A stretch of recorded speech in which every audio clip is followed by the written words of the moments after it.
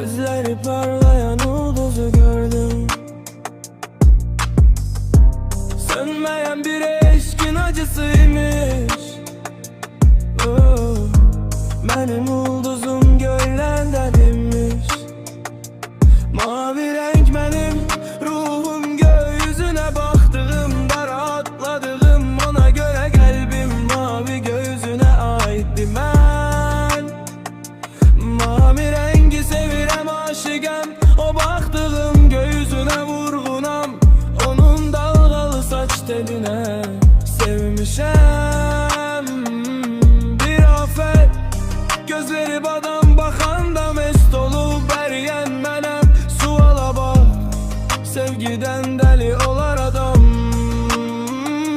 Cevabı çok